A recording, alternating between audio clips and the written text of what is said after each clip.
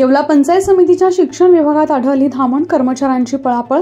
येवला तालुक्यातील पंचायत समितीच्या शिक्षण विभागाच्या कार्यालयात बिनविषारी धामण जातीचा सर्प आढळून आल्यानं कार्यालयातील कर्मचाऱ्यांची एकच धावपळ उडाली। साफसाफ करत सर्व कर्मचारी कार्यालयाबाहेर पळाले। त्यानंतर सर्प मित्राला बोलवण्यात आल्यानंतर त्यानं शिताफीनं धामणीला पकडत वरणी चेरबंद केलं। त्यामुळे सर्व कर्मचाऱ्यांनी सुटकेचा निश्वास टाकला। दरम्यान या धामणला पकडल्यानंतर तिला निसर्गाच्या सानिध्यात सोडण्यात आलंय।